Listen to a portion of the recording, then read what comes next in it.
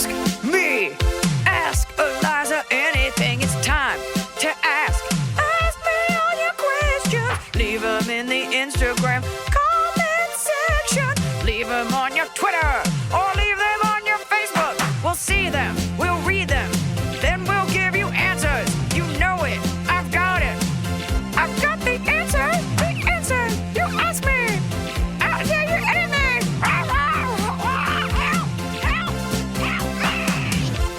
I'm going to begin today's episode dun, dun, dun, dun, with an apology. Where does that dun, dun, dun, dun? What is that? It must come from like a 50s cartoon. Like, Yeah, I'm Mighty Mouse. Mighty Mouse. Mighty Mouse. Okay. So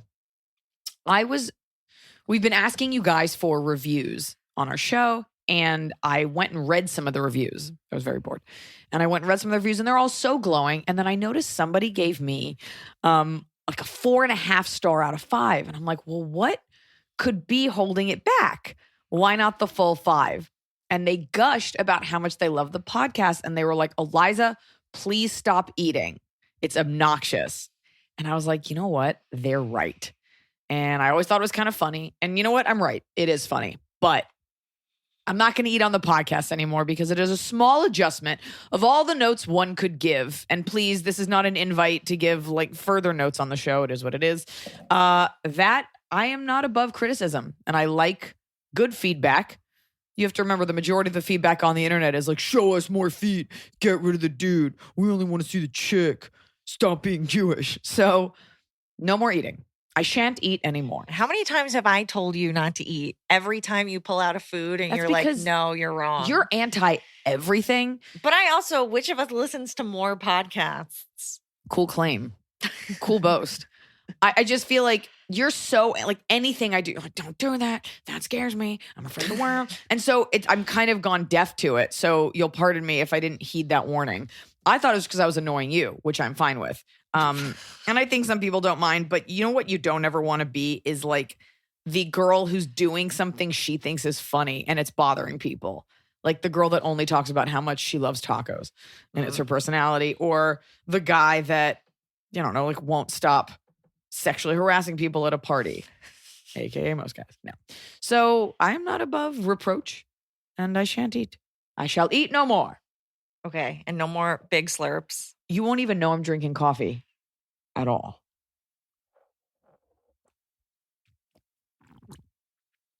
That was the smallest slurp you've ever done. Quiet as a mouse.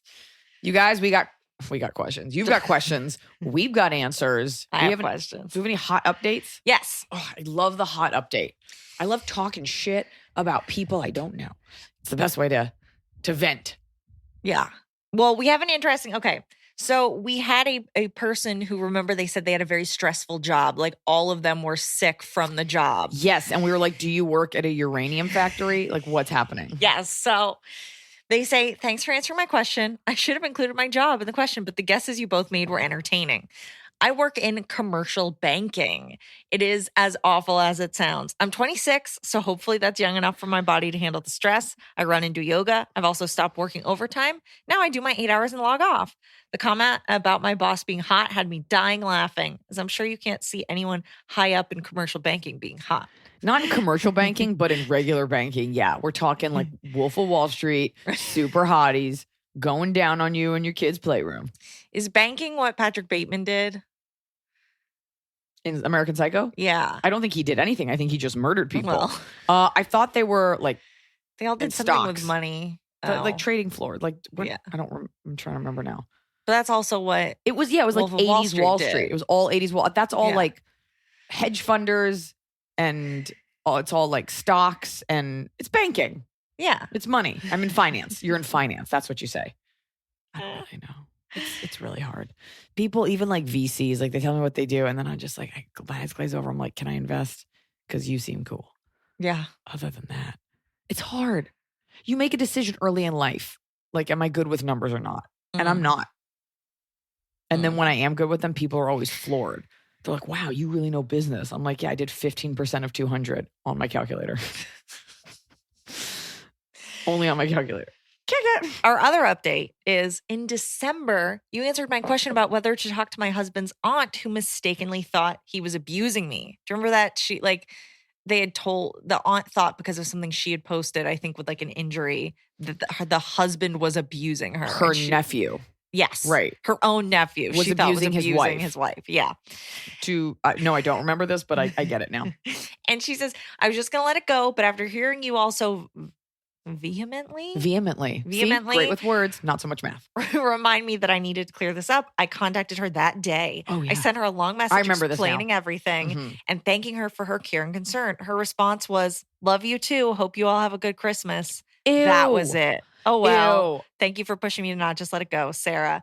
That's so frustrating. That is the worst when people give you like a fart of emotion back. You know what it is? She went out on a limb. And she still thinks you're lying, by the way. She does. Ew, don't spit toward me, Emily. She thinks you have I'm talking to you from inside my hoodie. She thinks you have battered wife syndrome. Which is probably like not the clinical term. Regardless, it doesn't matter. You cleared the air and there's nothing else you can do. She also just may be a bad emailer. Yes. Some people just are bad emailers. Sorry. My husband just brought me in a fresh bowl of oatmeal with a new recipe right from his cookbook, and it smells divine.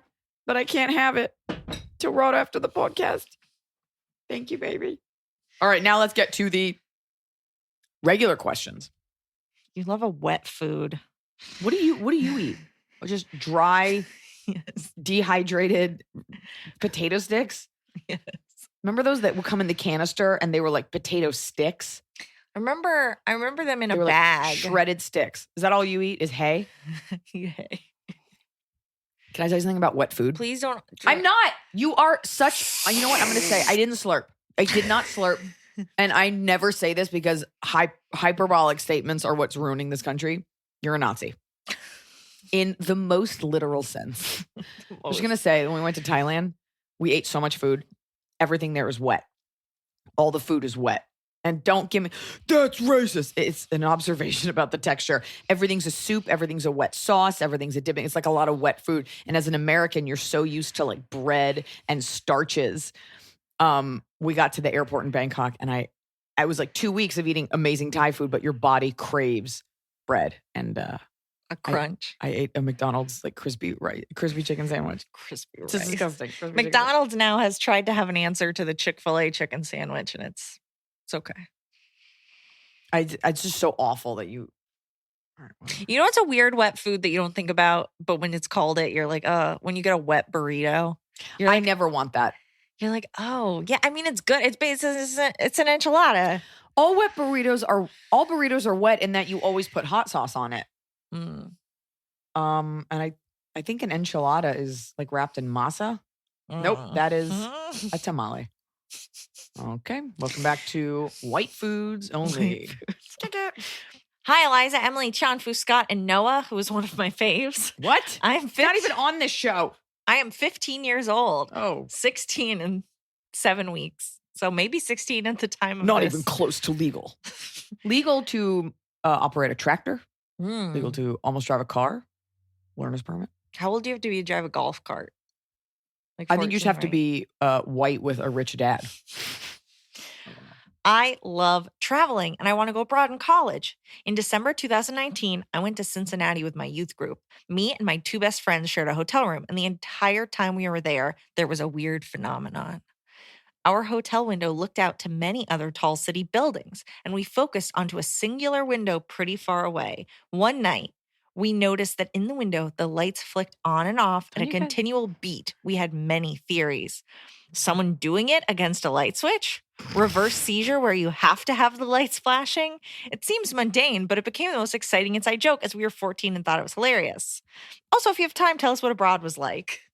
So what do we think the light was, and what is abroad like? Something called a power shortage where your light will flicker erratically. Just in one window? You say it was to a beat, which means you either put it to a beat or you had like a special headphone set on and you could hear. Well, I think that it was just like, it wasn't erratic. It was like, Could have been measured. coming from another room and they were having a party in the other room. Mm. Or probably most likely a ghost with great rhythm. Like the ghost of a drummer.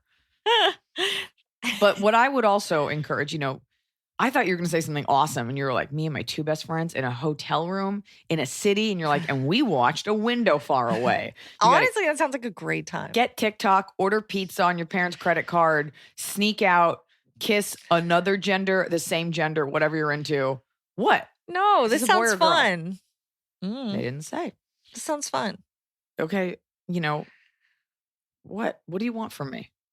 I'm just saying you're in a hotel room. It's supposed to be like, and then we prank called a boy. And it's like, and we just stared at that window. We still wonder about it to this day. Innocent fun. The world needs more innocent children. Going abroad is fucking dope. It's a great chance to see what other attractive people look like in other countries.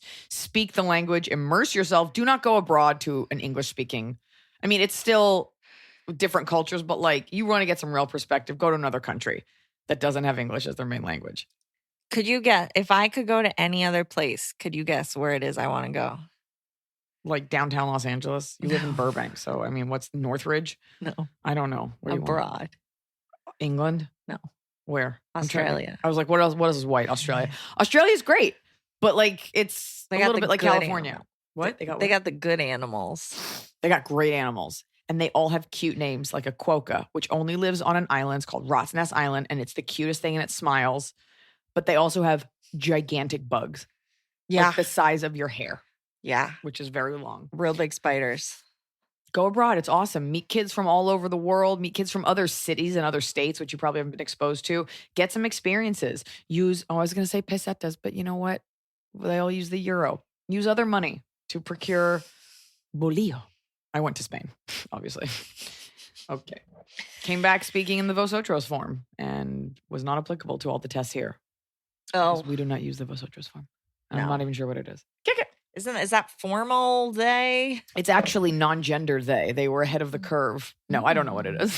I don't know what it I is. believed you. I was like, oh yeah. Oh, that progressive Latin view on sexuality and homosexuality and bisexuality. Kick it. Hi, Eliza and Emily. Love the pod. Eliza, I've watched your specials more times than I can count, and I was at the show where you recorded Unveiled in Nashville. Thank you. My question I was is, so sweaty. were you? The heat from the pyrotechnics, it made the room very warm. Oh, well, and then your special before that was very cold It was very cold. because you were on a And ship. Together we have freezing hot, and thus the anthology is completed. Trilogy.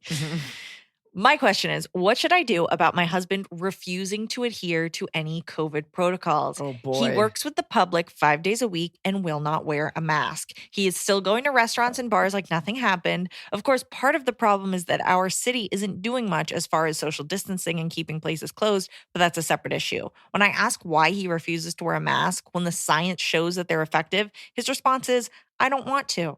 He Yep. is risking not only himself, but our children Sure. and me as well. Every time we discuss it, I get so angry because I can't wrap my head around his carelessness. It's becoming something we argue about once a week and he won't change his ways. What do I do? Well, luckily for you, I mean, weirdly to your husband's credit, you've gotten through this full year without him contracting COVID. So if anything, he's just even further imbued with a sense of self-righteousness.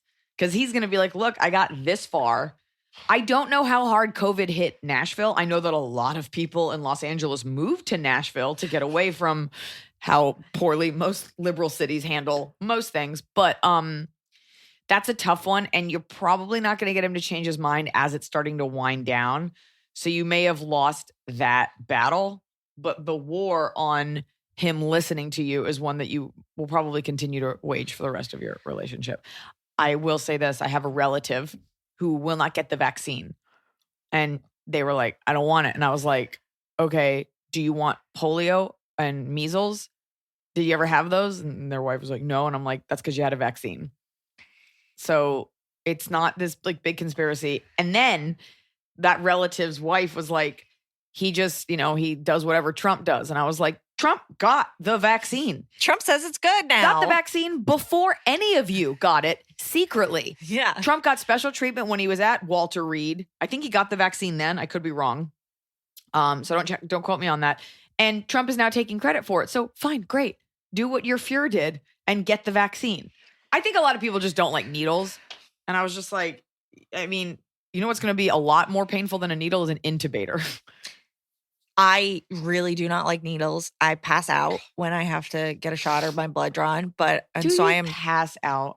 my think- vision goes black. And at the eye doctor once, but only once. And that's because he told me the machine was touching my eyeball. That's not important. I say this to say I'm dreading it, but I'm Is checking it a for miracle that appointments you every made it this day. far? Are Kind you a of. Christmas miracle? Yes, I am. Are you the baby I've been wanting? It's me. Then You would- I that would just be- think- oh, That'd be so. You know how in like Twilight, when they like look at someone, it's like, oh, like we're connected, and it was him and that baby. How upsetting would it be if you found out that I was You were, supposed to be like cosmically, like you're what I'm supposed to take care of? Yeah. I don't mind that. I mean, I guess I didn't have to like do any like the gross stuff. What if I insisted on breastfeeding you?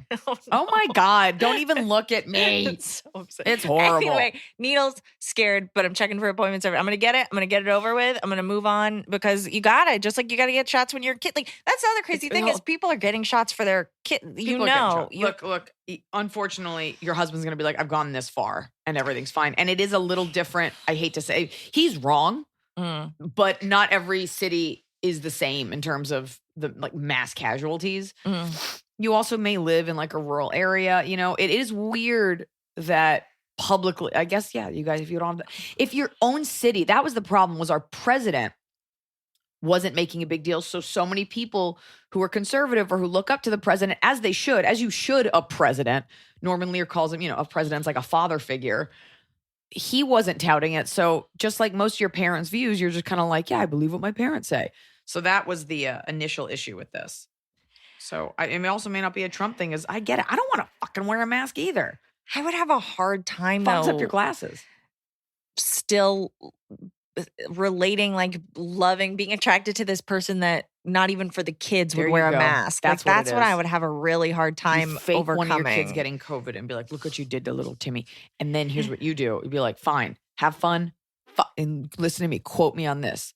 Say, Garrett, have fun fucking your hand. Yeah. And then storm out. And then you go flirt. You don't kiss anyone. You just get dangerously close. There you go. In your mask. I'm just saying. You don't want to be the girl that's like, fine, and no more kitty. I know that's right. But your husband sounds like you're probably very attracted to the qualities that are now repelling you.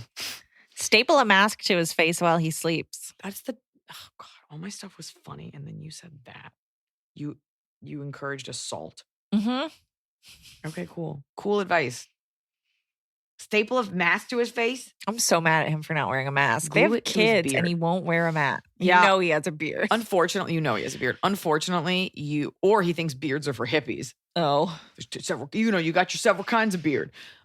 Unfortunately, this type of thinking, conservative, liberal, whatever, this sort of staunch selfishness will manifest itself in other things. So you might want to take off. That's been Hard one look of at the that. tougher things over the last year is realizing how many people are just so selfish and so stupid. You're like, oh, like I was friends with that person or I admire that person. You're like, oh, well, you are so dumb. I don't really have that because everyone I know. You know what? Actually, I was out and I had a friend that kept being like, take off your mask. Oh, peer pressure. Because what happens when you're drinking, I was at a show. Mhm. You're drinking and people you don't have to have them on when you're drinking. And I stood fast. I was like, I'm wearing this mask. Like there's nothing you can say. Yeah. Like you can have yours off. I will wear mine for you. Oh. You got to be steadfast. Kick it. Hi, Liza, baby arm, the sweetest peach, and Scotty doesn't know. And then in parentheses, how much he's missed. That's funny. Wait, do you know that song? Yeah, Scotty doesn't. What's that from? Euro Trip, sung by Matt Damon. Scotty doesn't know. Well, right. Matt Damon lip syncs. Lustra, I believe, sang the song. Classic song. Classic Damon. Classic Damon. It was he had like tattoos and a shaved head. Do you remember? I love a serious actor in a funny movie. Yes, especially just a weird cameo where he just stole the girlfriend. Yes. I believe it was Kristen Krug from. Are you sure it was Smallville. Euro Trip? I don't Positive. think Scotty doesn't know is from. Yeah. Okay, fine. Positive. You got so serious. Your eyes just went like black, and you were like, "I'm positive. Do not question me on B movie trivia." Who doesn't get enough credit for being fantastic, and I guess I don't know if she's. I think of her as more of like a Broadway star, even though she was an Ally McBeal. Is Jan Krakowski in 30 Rock? I watch 30 Rock every night. Jane. Oops, sorry about that. Jane Krakowski, whatever. Everyone says Schlesinger. Yeah, there you go. I don't have a problem with it. She's fantastic. You watch 30 Rock, that is an act like Tina Fey is like, there's all these like kooky characters. And of course she's kooky, but like does a fantastic job. And I was like, that's the way you cast women. You pick two different types and you put them together because they're not vying for the same type of laugh or look. I love it. They're Brilliant show. so, and do you remember two other important roles of hers? The National Lampoon's Vacation, where she was she was like the cousin, and she looked at the exact same. She was 10 and looked the exact same somehow. Noah literally showed me that IMDb page yesterday. Yeah. And more importantly, one of the Flintstones, was it Viva Rock Vegas? I think it was Viva Rock Vegas. She played Betty. Are you the only person to say Viva Rock Vegas in this decade? Flintstones, Viva Rock Vegas. Flintstones, meet the Flintstones. She's great, an amazing voice, very funny, and I love 30 Rock. For those of you that haven't watched it, it's brilliant. Some of the characters I like fast forward through. It's brilliant joke writing. One of our favorite jokes is when Jack Donaghy says, "I never cry, even at the end of Field of Dreams when the bank failed to recoup its investment." It's great. Kick it. All right. Hi, Liza. Baby arms, sweet stone peach, and Scotty doesn't know how much he has missed. I recently broke up with a friend. Your many answers to this issue from other listeners helped me so much to figure out that it was time to end it and what to say and how. It was a friendship that I had outgrown, had become one-sided, and was pretty exhausting. I was kind when I told her how I felt, that I valued her support in the past, but that it wasn't feeling good to me anymore. The problem now is that she won't stop texting me. It started out with her saying things like... So you didn't break up. So you're still together. It started out with her saying things like, "You've hurt me deeply, and I don't understand why you don't want to talk anymore." Lots of, "What did I do wrong?" I was very clear that it's what I needed to do for myself and never blamed her for anything. And now every week or so, she'll send me text bombs of things like, "I'm thinking of you. I'm always here for you. I can't imagine not being friends," and all the emojis. I met this girl through work a few years ago and then moved states shortly after. So it's mostly been a long distance friendship of calls and texts, and we don't have mutual friends. Both of us are in our 30s. I haven't responded to any of her texts, but with her relentless reaching out, it feels like I'm being forced to ghost her, and that makes me uncomfortable too. I wish she would just accept what I said and move on. Do I respond? Do I continue to ignore her? I've been tempted to just send her a shrimp emoji and leave it at that.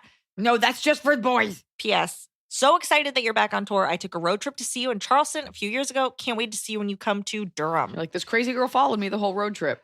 I guess it does feel a little severe since she didn't do anything. It's not like, usually when I give that advice, it's she said these horrible things or she acted this way and I need that out of my life. It sounds like you just don't have a use because it's exhausting to keep up a friendship that was purely based on happenstance and that you work together. And it's been years, you don't see each other, you don't have mutual friends. And it sounds like you're just moving on in life. And that's a hard thing to say to someone like, "Hey, I don't even have time to text you." It might be worth like calling her and being like, But this is exactly why. Like the fact that she's sending text bombing her So every maybe that's single why. week. It's like there was no way she was like a chill, cool friend. I want to know what your issue was. Was your issue that she required too much? You know, you can ignore it. I have definitely, it's not like I'm this like ice queen. Like you can ignore it and eventually people will stop. Have you definitively said to her, "I just never see you and I'm so busy and I don't want to create an expectation"? Like, would you be okay? Like, do you really not want this girl in your life at all? Or do you just not want her in your life with that frequency? It sounds like this girl doesn't respect boundaries at all. So I don't think there's any boundary that can be set where it's like, "Look, I can't devote this much time." She's like, "But why? Block her Why number. not?" Then just block it and move on. It is You know, tough, you though. could send an email that's just like, "I have no problem with you. I feel like this has gotten really uncomfortable. We didn't date or whatever." You're like, it's tough. It's tough to say to someone, "I just don't have room for you in my life because I'm doing other things in another state." My best friend, I almost never talk to. And that's Michelle. Like, because she doesn't really use her phone as much. And some friendships are kind of like cactuses. Like they don't need water, but they grow anyway. And then some friendships are like other plants that need a lot of water. And you're like, "I don't have any water." I want to think of Right. orchids. I don't really know how those work. She'll get over it. But if you feel compelled to pick up the phone and be like, "I'm just super busy," or just send her a text, or you could just block her. But I think you did what was right for you. Yeah. Not a big deal. To me, that's also weird. Like we work. say, I don't know what you're withholding. Like, did you work together for 10 years? Like, what experiences did you share? Or did you like work acquaintance and you've been gone for years and she's still like, hey, friend, if she's saying I can't imagine my life without you, either you're not telling us the whole story or this person's a full-on crazy person. Yeah. Sometimes it's just what, and it, unfortunately, it takes this happening to you to realize you can do this to others. Like, I definitely have people that like I thought I was better friends with and they just no malintent, just like weren't available. And so now I'm like, oh, it's not that I want to do this to other people, but like, it's okay that this happens.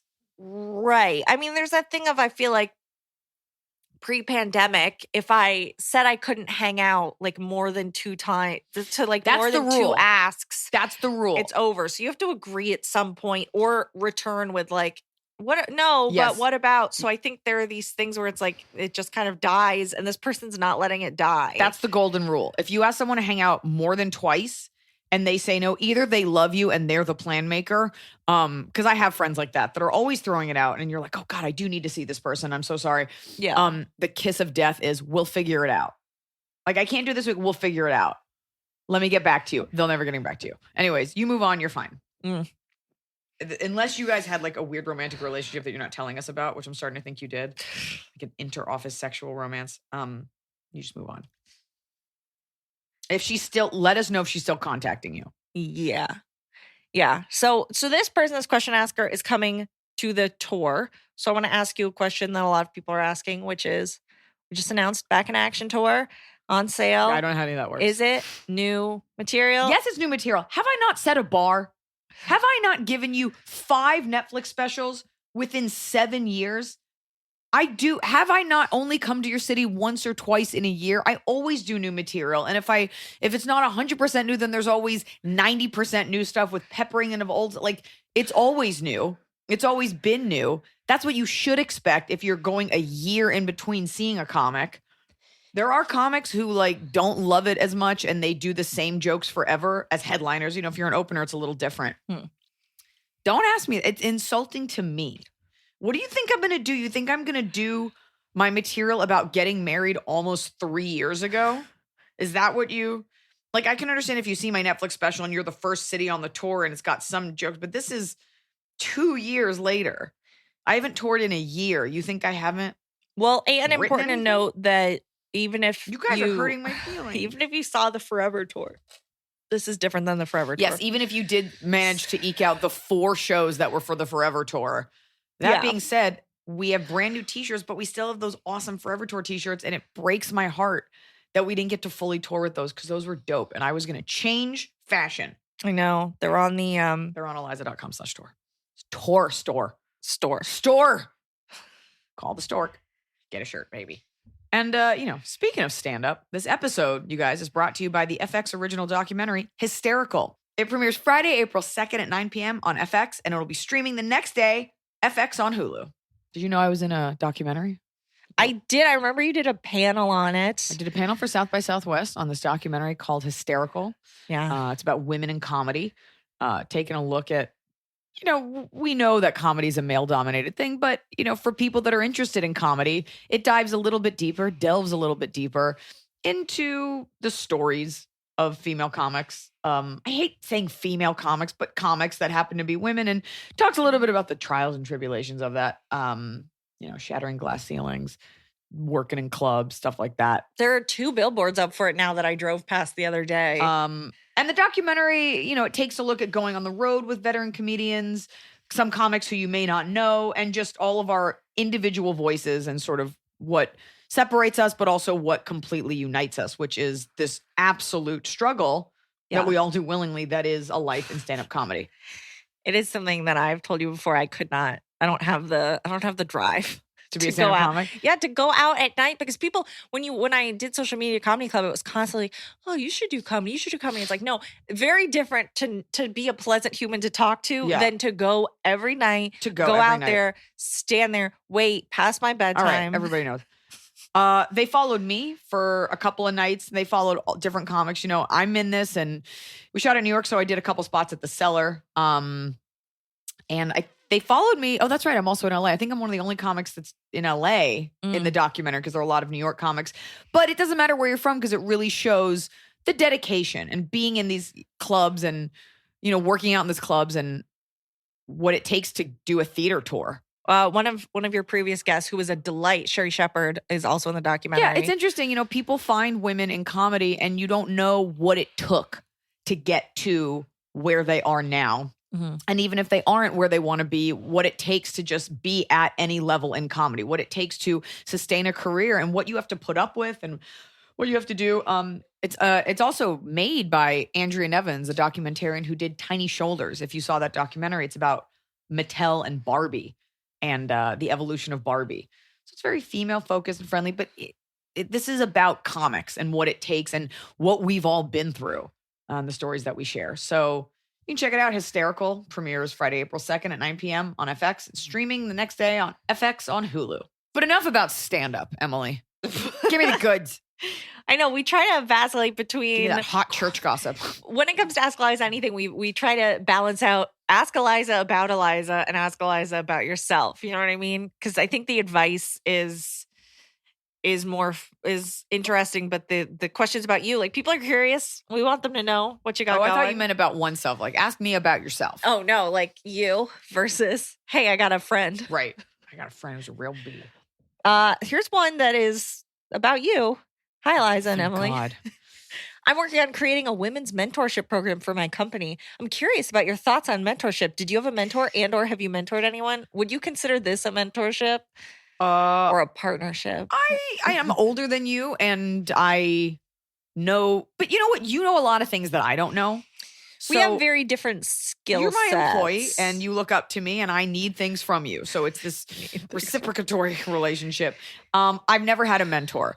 But you know, looking at a career in stand-up versus like I work on a wood lathe and I had an apprenticeship, you know, it's different. I can honestly say I wasn't, you know, you start doing comedy and it's such a solo sport.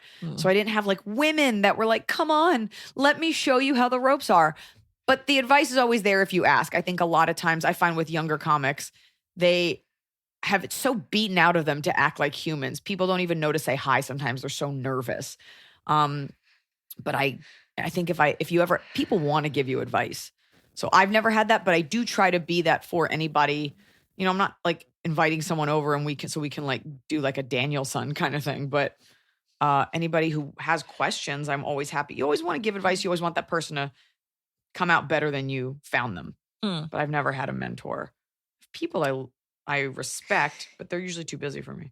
Yeah, I definitely have had people that I really respect, a lot of teachers, but we weren't spending like a lot of one-on-one time together learning. Here's the thing about the mentorship program. I don't know. I just want to say this, you know, women get so vilified for being competitive, but we are merely cogs in this giant machine of competitiveness.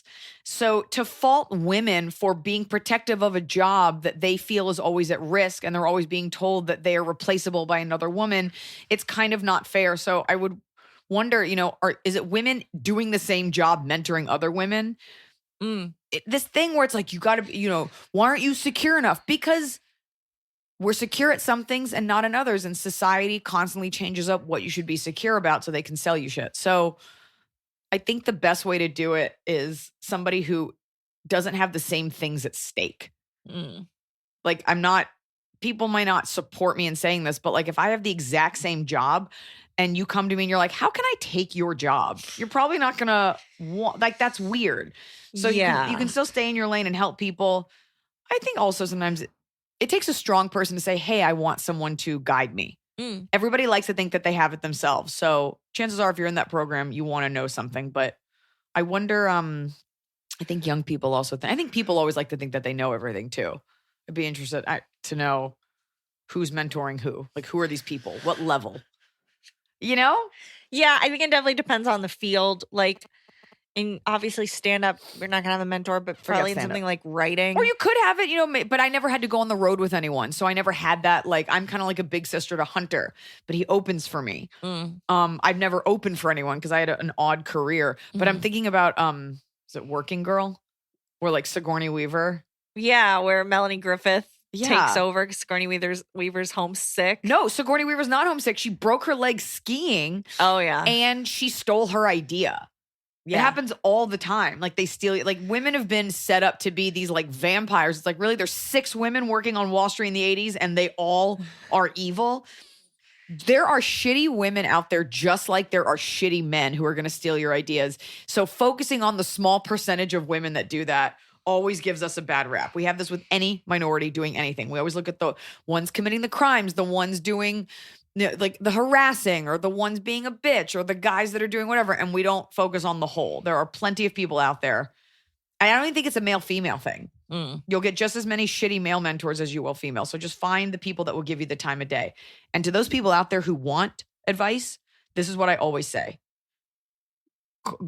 Email your mentor, go up to them, say, here are the things that I'd love to ask you about. Can I buy you a cup of coffee? Yeah. I've done that for people. Sometimes you don't have time, but saying like, your time is valuable. Please let me buy you a cup of coffee and just listen. And if you're asking advice, please don't ever say the phrase, I know.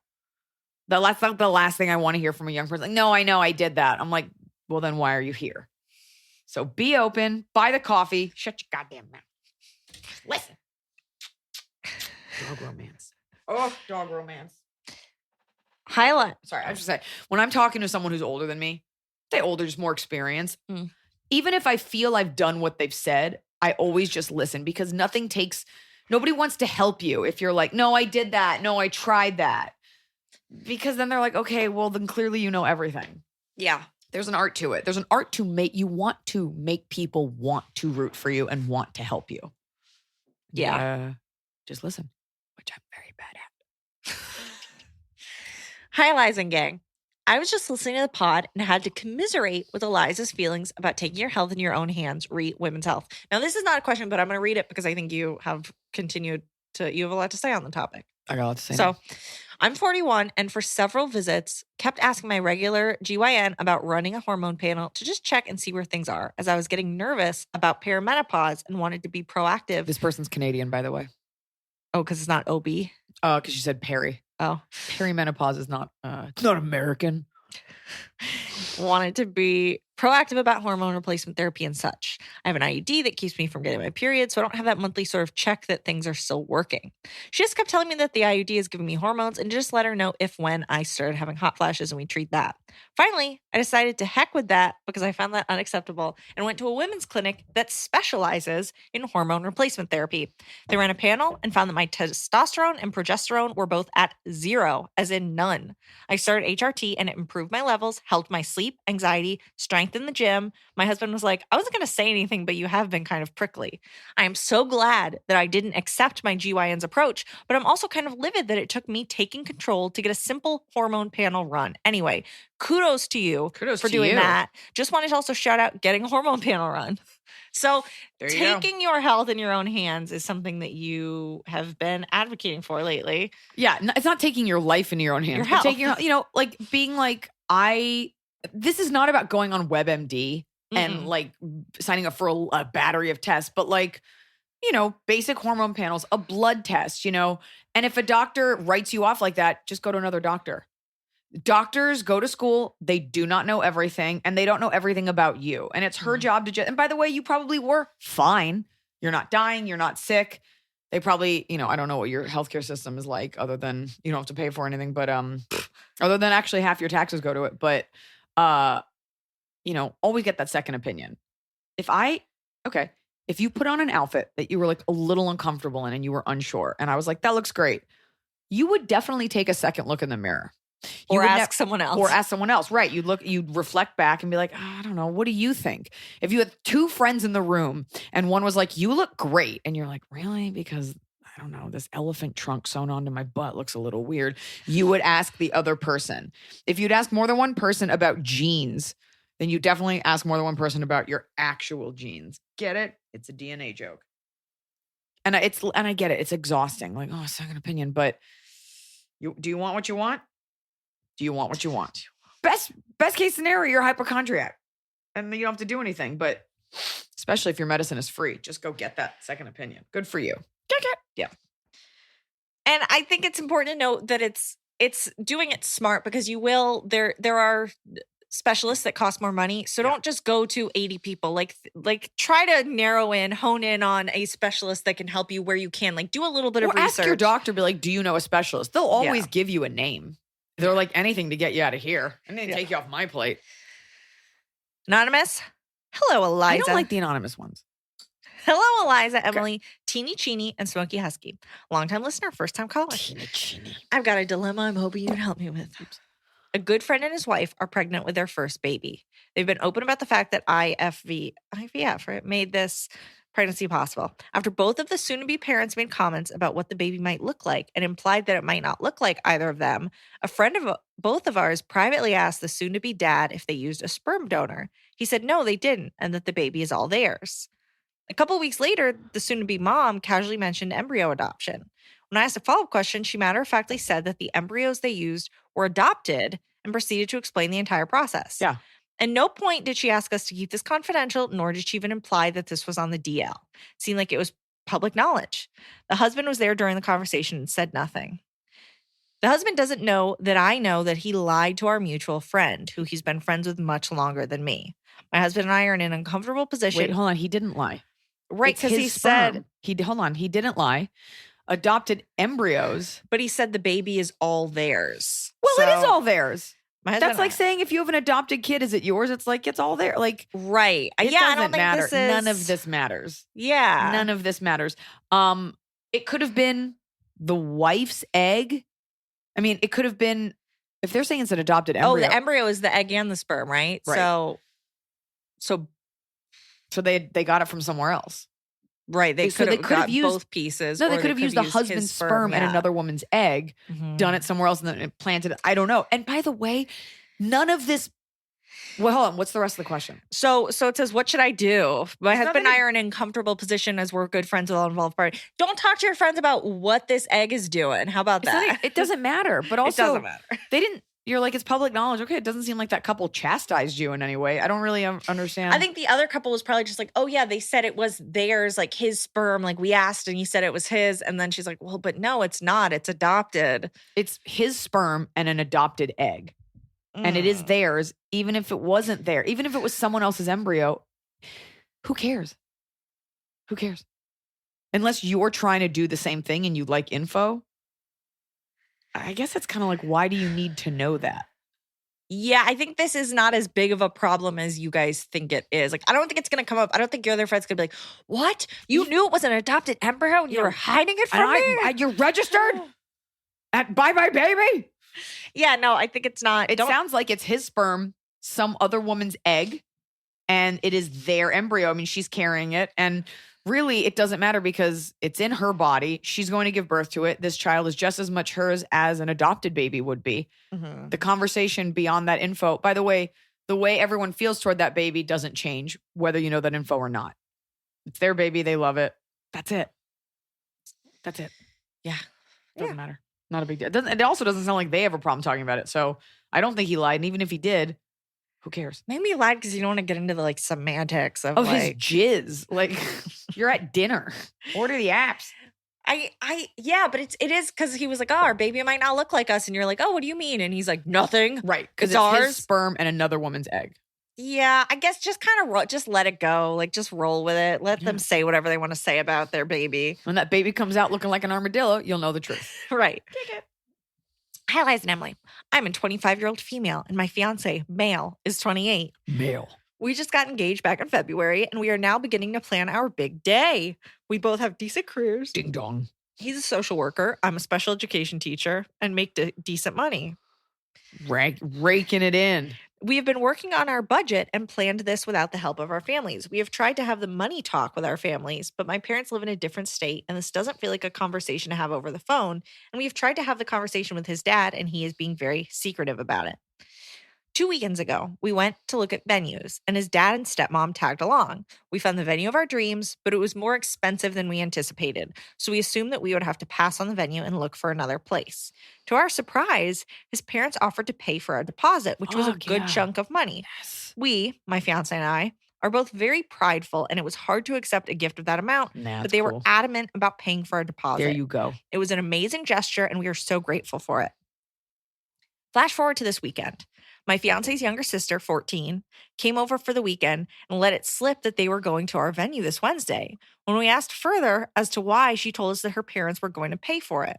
My fiance and I got upset because this is such a large amount for them to pay for, and it makes us feel guilty. His sister begged us not to say anything to them because it was supposed to be a surprise and she didn't want to get in trouble. We feel very stuck and are not sure what to do. Should we confront them about paying for the venue or swallow our pride and let them pay for it and Let keep it them a pay surprise for it help? and keep it a surprise. This is something that brings them so much joy. This is what parents, if you're lucky, will do for you. They've been waiting for this day their whole lives. This is incredibly kind. Your wedding is going to be so expensive. And you've got your dress, you've got all the food, you've got the alcohol, you've got the DJ or the band, you've got so many other things you get to be prideful and pay for. Let them do this for you. That's it. As long as you don't anticipate that they're jerks who will hold it over your head, which it does not seem like they are. Don't even get mad. Like, that should not be, it should just be grateful. I mean, the pride, just drop it. This is amazing. It's not like they're paying for your dress and they get like a say in it. It's the venue. And now you have the joy of being financially responsible for everything else and the heartache and nausea that comes with it. So let it go. Yeah, and it's Let it sweet go. that they're like bringing the sister, like it's a whole like family, like let's surprise your brother. Like that's nice. She's a kid. And She's she messed 14. up. She messed up. Yeah. That's incredibly kind. And just take it. Here's what you could do. Prepare with all this time, a nice thank you card. Write a nice thank you. This is what your parents want to do. And it's great that they have that. I know somebody whose parents had a lot of money and like she didn't want them to pay for anything. It's like, what are you doing? So you're going to go into debt to cover your wedding? It's a venue for a day. Yeah. She's not giving you a kidney. Yeah. Get over it. And you'll see, you know what? You'll start paying for everything else and you'll be like, gosh, I'm so glad we had help. You'll see that old timey popcorn popping machines where everyone gets their own little baggie are not cheap. Not cheap. Denver Gale. Hello, all beautiful people reading and or editing this. I like a guy, so I straight up told him. And he said he finds me attractive but isn't dating right now. Honestly, that's what I expected. Oof. Also, if he wanted to, he would, so whatever. But my question / problem is whatever. this. I'm Denver.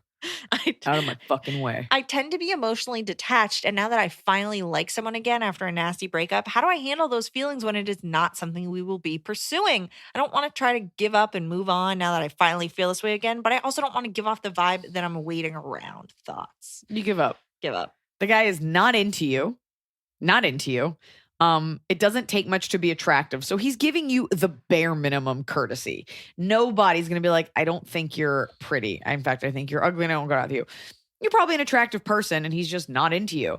So you don't have to wait around. And by the way, it's okay to be detached from that person that you are sexually attracted to and they're not into you. That's a form of survival. And you will be, I promise you, you're just getting out of a relationship, you will be attracted to plenty of other unrequited attractions. Yeah. It's fine. Mm-hmm.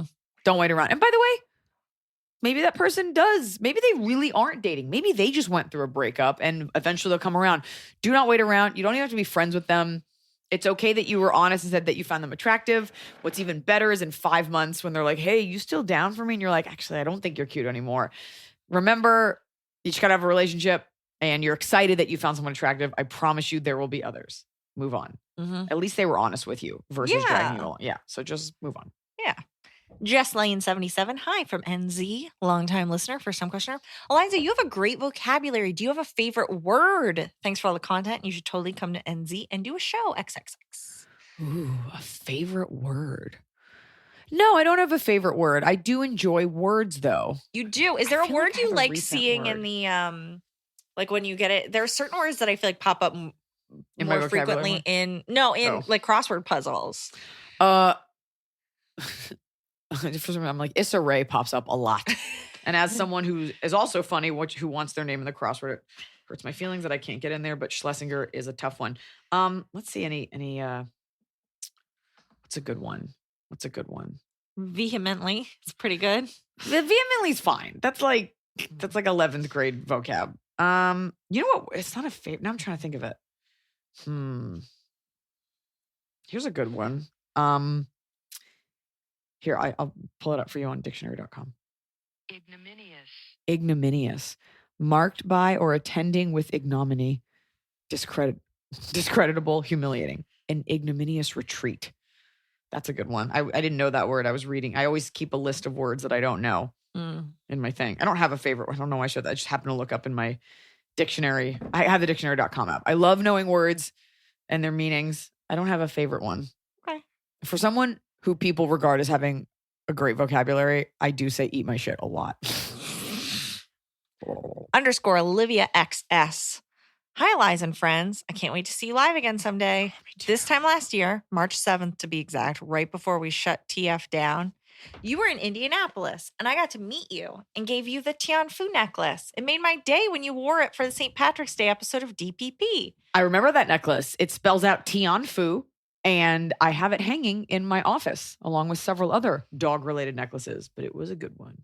Anyway, my question is, do you have a bedtime routine or a way to help wind down for bed? If so, what is it? I'm truly addicted to my phone and find myself in bed by bedtime, but I scroll my phone for a while and then look up and boom, it's midnight. I know I could read a book, but it's not my favorite thing to do. And I know I wouldn't keep up with it. I'm more of a creative and visual person, which is why I stare at the phone. Help. Love you so much. I'm the same way, and it is a problem. I have been trying lately to just cut it off. Like, nothing's really happening on the internet. Like, there's no new information. And I understand, like, looking at reels and TikTok is so fun. I plug my phone in the other room if I don't have to be up early and like be around it.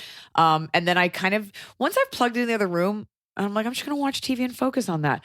I will read a book. I find that that's a great way to put me to sleep. I think you just haven't found the right book. Books are for everyone. I also think like having a nighttime routine. Sometimes I'll drink turmeric milk, like warm turmeric milk, like a golden latte. Noah makes like a little blend for that. Warm milk helps you sleep. Melatonin helps you sleep.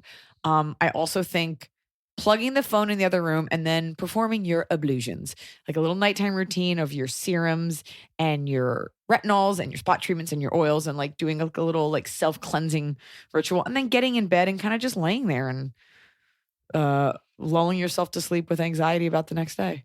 You got to give yourself a chance to go to sleep. And Instagram, it's this weird thing. It's kind of like a drug. Like the more you do it, the better you feel, but the worse you feel, the more you do it. You never feel less anxious after scrolling.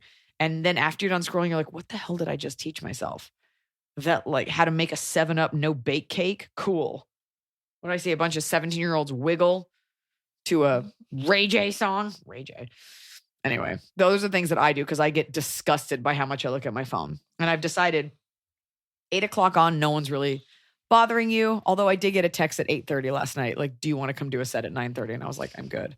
I also have started doing my workouts at night. I am exhausted, but I find that doing those gives me a burst of energy for that workout. And then I'm even more tired to go to bed. I found it's really helped me sleep in addition to melatonin, which I take every night, which is a problem. Lugo Simiers. Hey, Iliza, you're the fucking best. What are some of your favorite horror films? Mine are Halloween, 1978 and 2018, and Dracula, 1931. Love you lots. And then pumpkin emoji. Ooh, a pumpkin. I'm very specific about horror. I love like ghostly horror. I don't like Saw. I don't like movies where people are getting their heads ripped off. But I like all of the, like I love the, why can I never remember the found footage ones? What are they? Paranormal Activity. I loved all the Paranormal Activities. I love the suspense because really, like, I just love the art of like creating suspense from like very little and then something awful happens. Yeah. Paranormal Activity was great. House on Haunted Hill. What? No. What's the one on Netflix that was so good? Oh, The Haunting of Hill House. Sorry. The show. The Haunting of Hill House.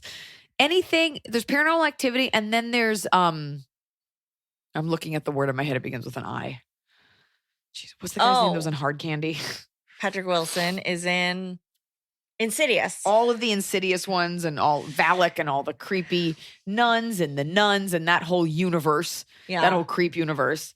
I like those. I've also seen so many facsimiles of that it's actually hard to remember all of them. A great one is Drag Me to Hell.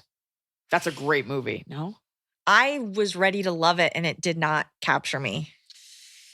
So, yeah, I don't like it when people are like held against their will and like medical experiments, stuff like that. But I love a suspense, creep, ghost thriller whatever. A lot of those though, like the Insidious and stuff, the Conjuring universe. Yeah. I don't like because I don't like something popping out. I don't like I a love sudden it. scream Oh. because my shoulders are up around my ears. I like a Halloween. The best Halloweens are the first one, H2O in What's the- 2018. Okay, so Because you see him and he's coming towards you Like and you're Scream. stressed out. Screams Yeah. are great. Nobody's popping out. You know that they're there and it builds the suspense with that rather than relying on jump scares, which stress me out. Love a good jump scare. No. In it for the jump scare. I'm the best to see a scary movie with at a theater because I will cling to your arms screaming the whole time. Ugh. Oh, it's so fun. It's very For sexual. who? For the guy. It's very sexual. They feel like they can protect me.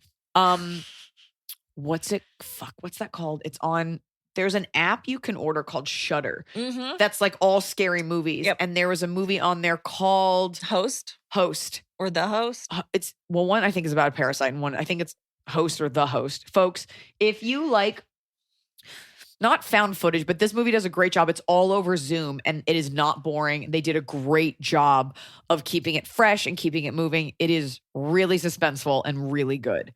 I like those. I love a body being thrown to the top of a ceiling and then drop down. Paranormal Activity did a lot of that.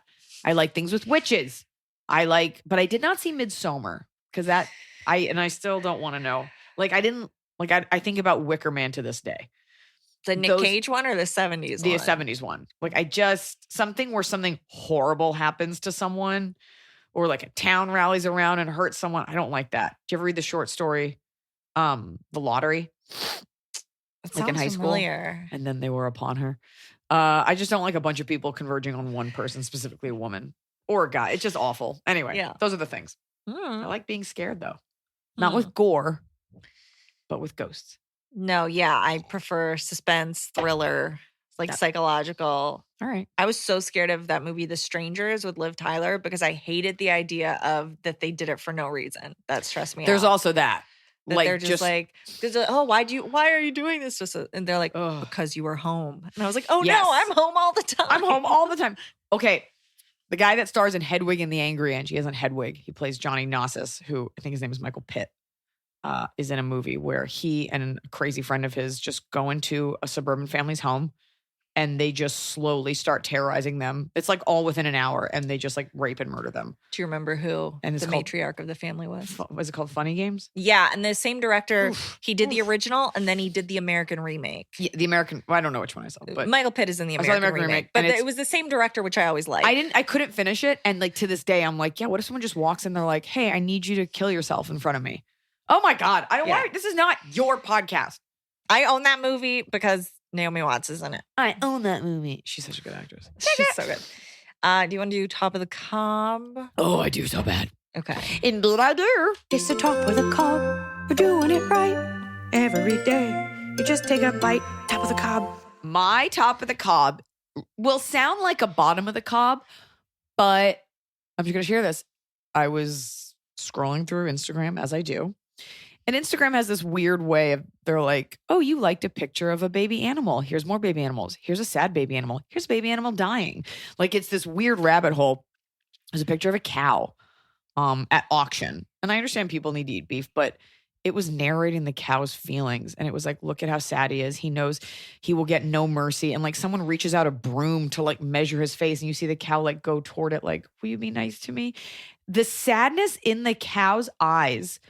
I know that there are documentaries out there. I know that this is, and I know that animal production and agriculture is what heavily contributes to global warming. And we've always lived by this less and better rule in our house where we use like meat as an accent. We don't have meat for every meal. And we certainly don't have beef often. The idea being like, if you're going to have a steak, get a really nice steak. Enjoy it like once every great while versus just like, and that gets into a whole thing about classism with food. You can't just say like, oh, just eat healthier because that's actually very expensive. But the impact we're having on the planet is getting to a place where it's an insurmountable task because we're all just contributing for it. Wow, we're all just contributing to it. And we're actually going to be having Mark Bittman on the podcast. He's a very well-respected and renowned cookbook author. He's written cookbooks that have titles like How to Cook Everything Vegetarian. He has a new book out, Animal Vegetable Junk, A History of Food from Sustainable to Suicidal.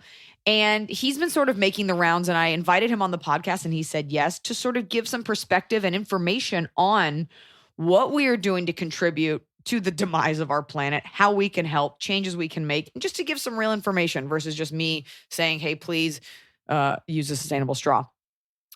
So it was seeing that cow and how sad he was. And I've seen plenty of sad cows, but for some reason on that day, in that moment with that video on Instagram, I just turned to Noah and I said, I think I'm done eating beef. You know, it's really impossible to tell someone like, hey, just give it all up. And some people can and some people can't. And I don't know that it's necessarily healthier for you to only be a vegetarian. It's so personal. But I think when we look at problems with our planet, we always say like, well, what can I do? And it's like, well, I haven't used paper towels in years. I don't get plastic straws. I bring my own water. Like making these little changes, which yes, are drops in the bucket compared to oil spilling and agriculture and food waste and deforestation, but more information, the wiser we all get, the better. So he's going to come on our podcast. And I think better meat less often, it almost isn't even enough. So maybe it's like you have a great steak once a year, maybe. I think I'm done eating beef. Okay. So I am. Okay, And, I'm not questioning you. Seeing that did that for me. And people get very turned off. You're a vegetarian. I'm not a vegetarian. But I really make an effort to help where I can. I'm not shaming you if you're like, but I need meat. I live in Omaha. Whatever. That cow was really sad. I felt so bad for him. And then I looked in Tianfu's eyes and I was like, somebody somewhere is eating you. And you're just a baby. So less animals, no more beef. And that's my top of the cob. Feeling pretty holier than thou. Moo moo. My top of the cob is that lately I've been very excited when my separate podcast comes out because I have been getting better at editing, and it's a skill that I've learned on a free software, and I feel like I am, and I ask Scott for tips, our editor, because he actually is an audio engineer, and I just feel like I've got a little rhythm down, a little workflow down. I'm like, I from beginning to end, I have built this thing and it feels good. That is great. Sound editing.